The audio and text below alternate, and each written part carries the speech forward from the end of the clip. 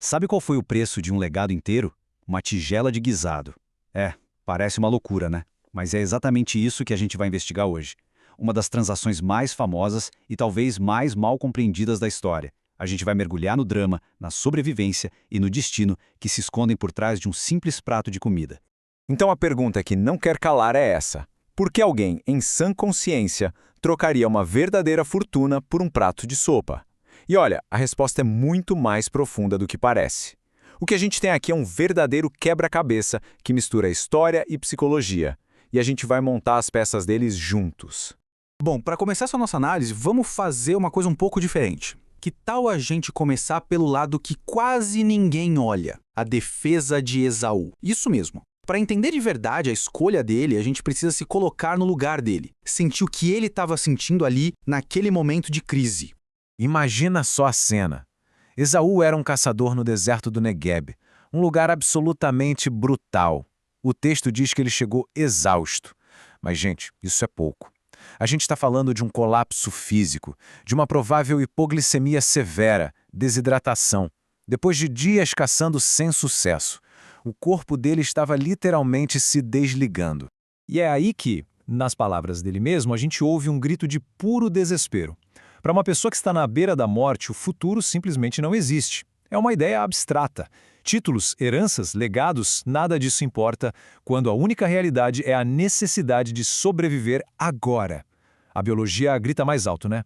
Por isso que, se a gente olhar do ponto de vista da sobrevivência pura e simples, a escolha do Esaú não foi idiota, foi perfeitamente racional. Numa cultura nômade, onde a morte era uma ameaça de todo dia, ele fez uma troca lógica, uma promessa distante por uma vida presente. Ele era o cara do agora.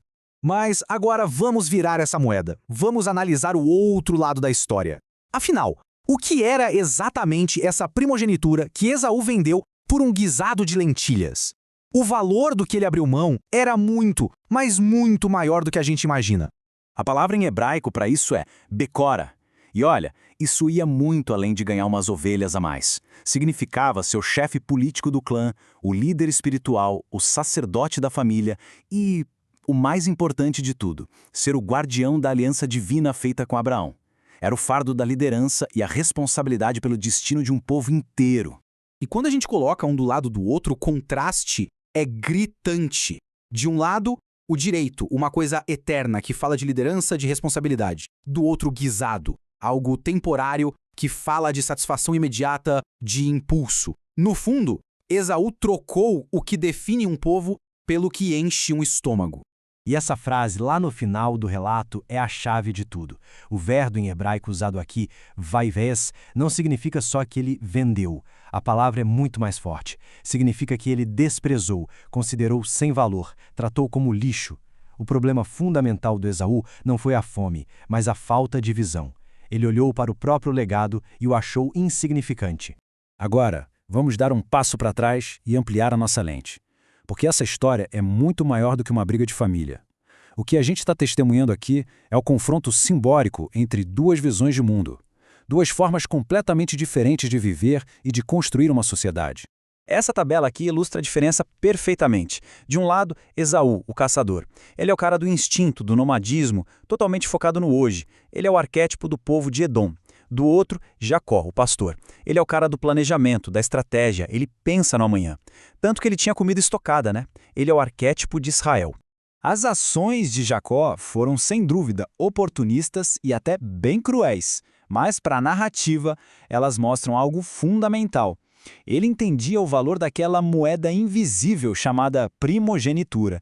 Ele viu um futuro que Esaú, no seu impulso, era completamente incapaz de enxergar.